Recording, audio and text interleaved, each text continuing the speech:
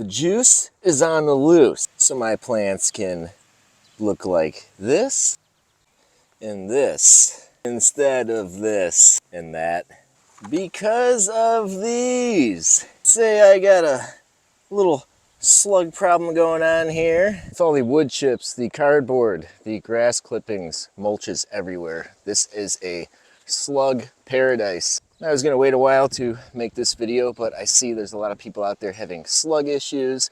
And since I've had slug issues for so long, I'm always looking for ways to defeat the slugs. So during the live streams of the Back to Eden live channel, which happens every Monday night, you should subscribe to the Back to Eden live channel and go to that. Paul Gautschi talks about using garlic spray on his plants to deter pests. So I decided it was time to give it a shot, but I wanted to add a few more ingredients to the mix, just some other things slugs and other pests hate. So I came up with this mixture and I've been using it for the past few weeks, and it has been a miracle for the garden. It not only deters pests, but it is making my plants healthier. I guess it's like a foliar fertilizer. And this is pretty close to a mixture that a lot of people talk about and make, but I took some ingredients out because I like everything to be 100% natural. So I'm going to show you how I make this mix here. I have a few different ingredients. The most important ingredient in this mixture is going to be garlic. I'm going to take the garlic, we are going to separate the cloves. My first batch, I used just 2 small heads of garlic, and I take the garlic and I just chop it up. A blender would be much more efficient in this situation, but I don't know where the blender's at. If you don't have fresh garlic, you can just use seasoning like this minced garlic or garlic powder. I like to just add a little bit in here anyway. If we stopped right here, this would be the garlic mixture. We'd take this and put it in some water, let it steep for a few days, and then we dilute it down and put it in our sprayer and spray it on plants. But my slugs are really bad, so I decided to go a few steps further and try to think of other plants I don't like. So onions. A lot of pests don't like onions. The allium family. I don't have any fresh onions right now, so I'm just taking some minced onions, and I'm also adding that to my mixture here. There is no correct ratio with this. In the end, it's not going to matter once this steeps in water. We're just getting the flavors into the water. Then the final ingredient I used was cayenne pepper. So in the end, we have this mixture that looks something like this.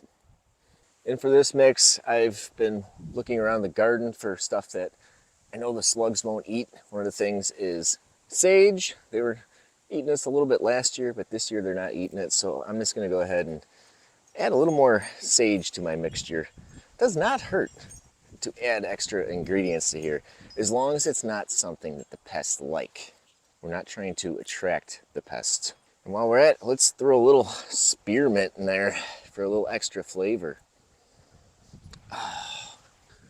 With everything blended in here, we're going to take it and we are going to transfer it to this water bottle. Very carefully. A funnel would help out in this situation, but we don't have a funnel right now. So we're just kind of using our hands and carefully just moving everything into this water bottle. I'm going to go ahead and take some rainwater, and we are going to pour some rainwater into this jug. I like using rainwater because it has a lot of good stuff in it. In case you haven't noticed, anytime it rains outside, the plants do really well versus you watering them with the hose. We got a nice mix here. I'm going to go ahead and put the cap on it and give it a really good shake. Then we're going to take this and let it sit somewhere relatively warm for a little bit. And the cap, we are going to give it a half turn off because there is going to be some pressure that starts to build up inside here. And let her sit there for at least 3 days or so, but it can be longer. The longer the better. It's going to really infuse. And then you're going to take your juice and you're going to take some kind of screen like this or a coffee filter or something. And you get a sprayer. Put this here so the stuff cannot go inside the sprayer. We're going to go ahead and pour it in. You can really get the aroma as you pour it in. All the stuff that's left in here, I just put it right back inside the water bottle and fill it right back up with water. You can get about 3 or 4 mixes out of this. Then we go ahead and come back and we're going to do a 1-to-1 mix. So 1 part the juice is on the loose, 1 part water.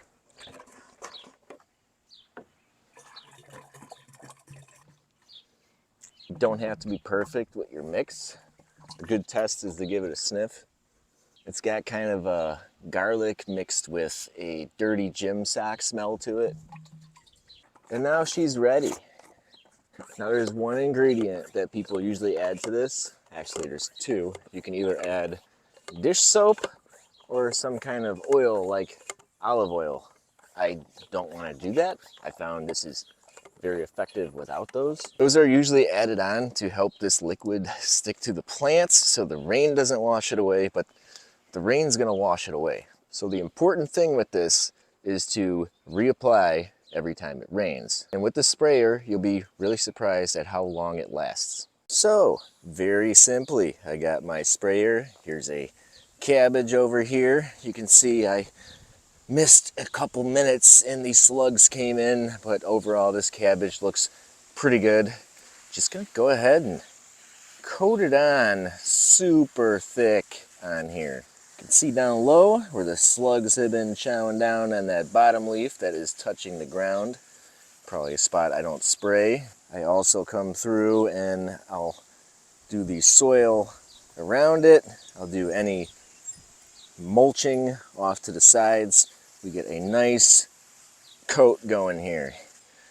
Really simple, just going around spraying these plants to get them doused. And if you have a good mixture, you're going to be able to smell it. It's going to be in the air and it's not going to smell great. But this mixture is so safe that you could drink it if you wanted to.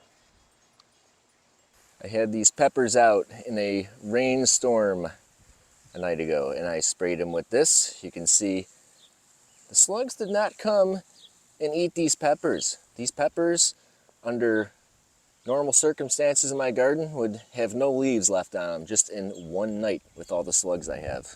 I have not been able to grow any brassicas in here because of the slugs until I started using this modified garlic spray. Stuff like eggplants and peppers, these slugs really like. They don't mess with the tomatoes. It's just a quick spray on everything, just moving right along. I have not had any cabbage moth caterpillars on any of my brassicas ever since doing this. This is a great deterrent for the cabbage moths as well. And just look how green these leaves are on this kale. And this cabbage here is almost flawless, besides a couple little marks at the bottom there. We have no slugs, no cabbage worms. I usually don't even grow cabbage because they usually just get eaten right away. I might actually get a cabbage this year. That would be very exciting. Got this smaller cabbage here. We already got this guy trying to make his way in there. Let's see how you feel about that. Yeah, he's not a huge fan of the garlic spray. Let's just go ahead and take that slug and we're gonna get him out. Placing oyster shells around the plants, copper wire, we got beard traps all over. They've all worked okay, but compared to the spray, they are not great. But the spray is great and it does other things besides deter pests. This tree had a really bad case of peach leaf curl. There's still some curled leaves left on here. But this tree over here was even worse, and look how great this peach tree is looking now.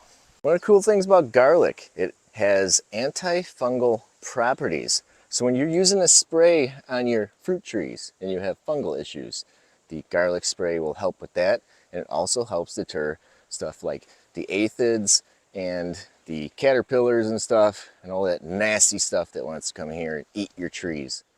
This has worked really good on the apple trees, the peach trees, the cherry trees, pretty much everything, and fruit bushes as well. And I do the same thing. Just come in here and give her a nice douse till she's soaked. My currant bushes were loaded with aphids. Then I came through, started spraying the aphids with the garlic spray, and the aphids left.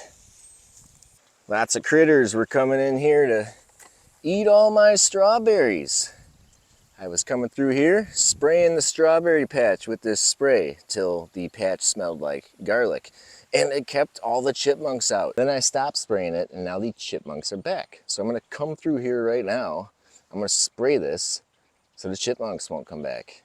So we got a spray here that not only keeps the slugs away, so we can actually grow stuff in our permaculture garden with different mulches that make great slug houses, but it also has antifungal properties and keeps rodents away. And it's so simple and cheap to make. And it's just something I learned from listening to Paul Gautschi and the Back to Eden Live and adding my own twist to it. So if you got a slug problem or any pest problem, aphids, the cabbage moths, try making this spray yourself. See if it works for you. Of all the ways to control slugs, I see nobody talking about garlic spray, so give it a shot. Thanks for watching.